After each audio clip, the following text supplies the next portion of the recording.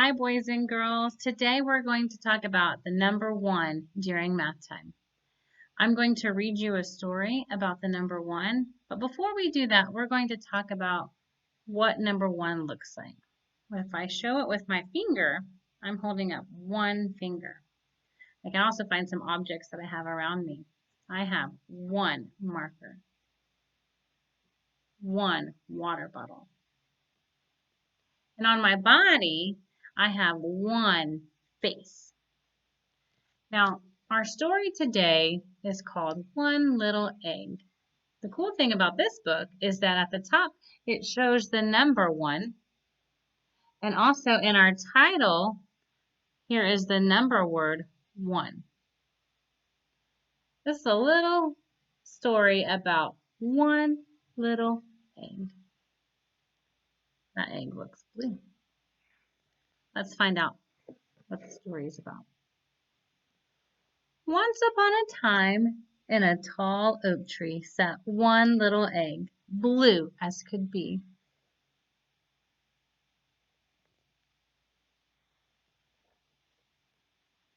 Then the wind came along with a mighty whoosh. Down, down, down it dropped, like lead bouncing off one squirrel's head.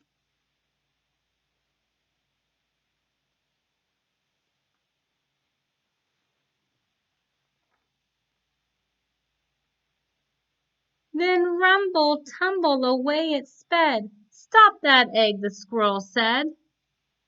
But the egg kept rolling on instead, bouncing off one lizard's head.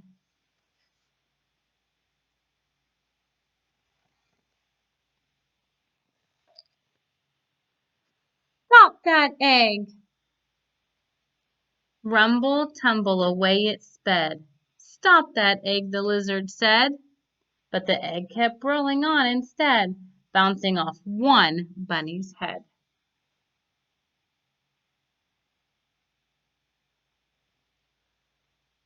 There's one lizard, one squirrel, one bunny rabbit.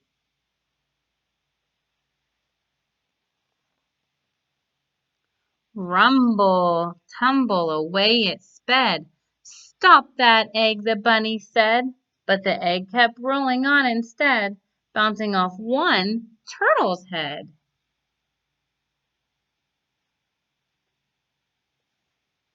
One turtle.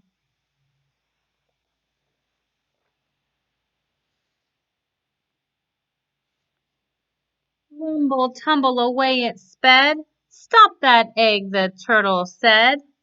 Then lo and behold, it came to a rest, miles away from its snug little nest. Oh no, said the bunny, I see a crack. I think we all should take one step back.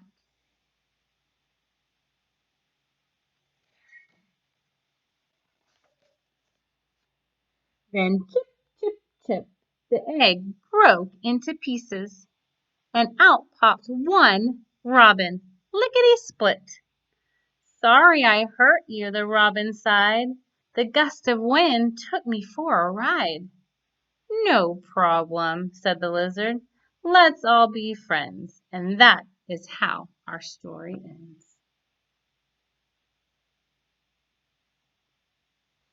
So in the story, there was one egg. And as the wind took it away, it rolled down a hill, and only one of each animal did it run into. One bunny, one turtle, one lizard, and one squirrel. And now there's one robin. At the end of this book, there's a fun little cheer. I'm going to read it to you. Hooray for one. Let's clap one time and touch the ground. Let's jump one time and spin around. Let's stomp one time and cheer and shout for a wonderful number we can't live without. 1. All right. So after reading that story, we're going to talk about how we can show the number 1. We might have a piece of paper or even a math journal that we represented the number 0 in. I have a journal. You might just have a piece of paper, and that's okay too.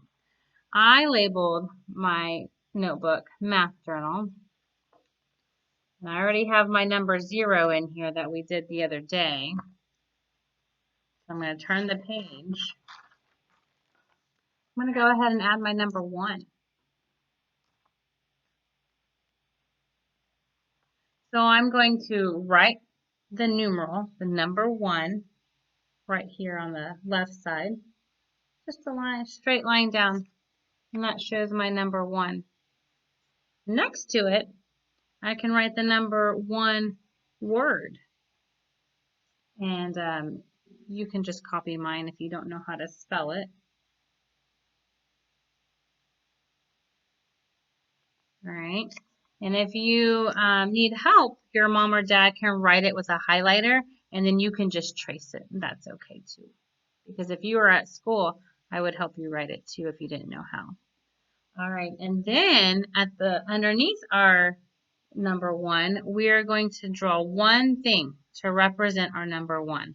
It can be whatever you want. I'm going to draw 1 apple.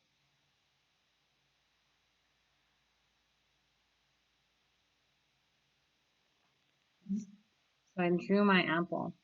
Now, underneath it, I'm going to label it. I'm going to write 1 apple. And you may not be able to spell whatever the picture is that you draw, and your parents can help you. Make sure you write the number 1 straight line down, and then they can help you write and label the picture that you drew. All right, well, have fun representing the number 1.